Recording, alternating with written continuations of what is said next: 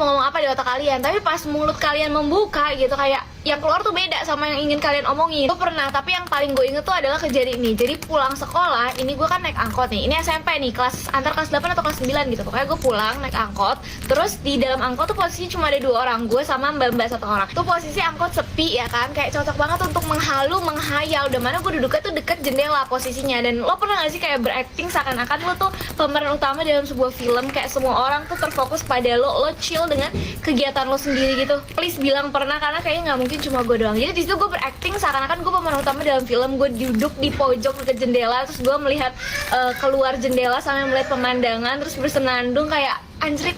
Oke, singkat cerita, pokoknya udah mau nyampe depan gang rumah gue juga udah ngeluarin duit untuk ngasih ke abang-abangnya, dan tangan gue udah begini nih, udah mau bilang kiri bang ya. Nah pas gue udah mau ngomong kiri, ini yang keluar dari mulut gue bukannya kiri, malah apa lo tahu?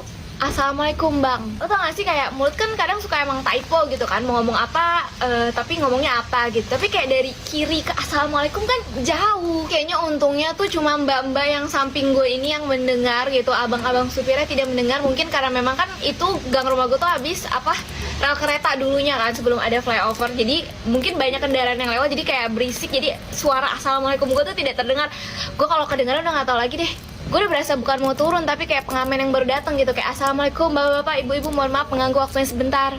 Cerita kejadian pas terawih, pas banget kemarin itu gue terawih dan ada suatu kejadian yang mau gue ceritain. Jadi kemarin itu gue terawih kan bareng sama gue ke masjid deket rumah gue. Terus pas nyampe nyari tempat nih, pas lagi nyari tempat ngeliat-ngeliat, dan itu tuh posisinya emang udah sedikit rame oleh bocil-bocil, anak-anak SD lah pokoknya. Sebenarnya dari awal masuk masjid itu gue udah merasa diperhatiin, idih GR banget tuh Min. Tapi kayak kalian pasti nyadar gak sih kalau ada yang ngeperhatiin kalian, kayak jujur kayak gue juga ngerasa. Terus tapi kayak gue nggak peduli karena ya udah, kayak maksudnya siapa tahu emang pengen lihat-lihat aja gitu kan, namanya bocah-bocah kan emang suka merhatiin orang-orang. Gue dulu juga pas masih kecil suka ngeliatin orang-orang aja nggak jelas tanpa alasan. Pas udah dapet tempat, tiba-tiba di samping gue yang tadinya kosong ada anak-anak kecil segerombolan berempat atau berlima gitu pindah ke samping gue yang tadinya mereka pada di belakang. Terus gue kayak mikir, besar bocah-bocah zaman sekarang pada rajin-rajin banget nih, pada maunya di saf depan, karena gue dulu kan paling belakang soalnya biar bisa kabur gitu. Kalau tadi di awal gue udah bilang gue udah ngerasa diperhatiin, cuma kayak gue takut gue kegeeran. Nah ini ditambah lagi ketika mulai sholat taraweh, di mana nih bocah-bocah yang ada di samping gue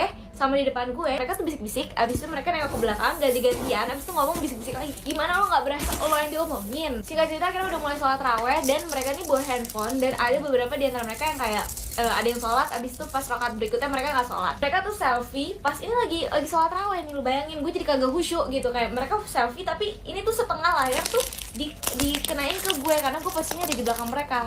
Ini awalnya gue mikir gue kayak aduh mungkin emang layarnya emang dia konsep fotonya mau setengah muka doang, jadi layar sebelahnya itu nggak ada gitu maksudnya, jadi emang sengaja aja.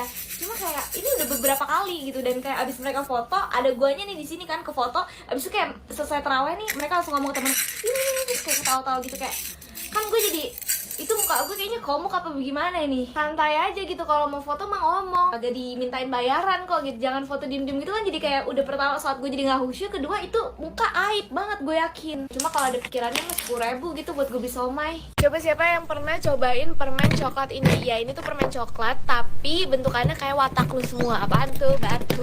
Gue pertama kali nyobain ini di kelas 4 SD, dan di kelas itu gue yang pertama kali mencoba dan membawa makanan ini ke sekolah gue. Jadi gue nemuin ini tuh di Senturinya Margo waktu itu abis balik dari Sanggar. Kalian tahu kan kalau gue pernah Sanggar. Nah itu tuh waktu itu baliknya gue ke Margo sama gue, terus ke Senturi, mak gue lagi nyari apa gue lupa. Terus gue melihat permen itu yang tadi, permen coklat. Gue melihat kayak ih sesuatu yang baru unik, gue beli lah. Itu hari Minggu, besokannya ke sekolah dong gue bawa tuh permen dengan niat hati emang ingin pamer. Dan bener aja dugaan gue, teman-teman kelasan gue pada kepo kayak ih itu apa. Jadi pas istirahat gue makan kan, gue sengaja tunjukin ke mereka semua, terus mereka kira gue makan batu. Gue bilang enggak, ini tuh permen coklat, lu mau nih cobain aja, gue kasih. Terus kayak mereka tuh langsung kayak seneng dan kayak wah keren banget ini makanan, kayak bentuknya lucu, unik, batu, tapi ternyata ada coklat. Nah gue melihat ekspresi mereka yang senang dan kayak gue jadi ikutan kayak gue keren banget bawa makanan ini, ngerti gak sih, kayak pamer gue berhasil nih. Akhirnya gue kasih ke satu kelas tuh, gue suruh cobain semua. Gue beli cuma 1 bungkus ya, karena kan emang ya elah gue beli pakai duit gue sendiri, mana ada duit gue banyak. Itu kayaknya harganya tuh belasan ribu, hampir 20 ribu apa 20 ribu gue lupa, pokoknya lumayan lah gitu, karena itu gue beli pakai duit tabungan gue. Jadi kayak gue cuma beli 1, udah habis, mereka minta lagi, pi besok bawa lagi dong. Buset, dikira duit gue tinggal metik kali ya. Cuma permasalahan waktu SD itu gue gak ngerti kenapa gue punya sifat yang kayak gue tuh suka banget jadi pusat perhatian. Yang kayak tadi tuh, misalnya gue bawa makanan terus semua orang suka sama makanan gue, terus akhirnya tiap hari mereka minta ke gue, dan gue suka lah intinya energi dari itu yang kayak mereka tuh ke gue gitu. Maksudnya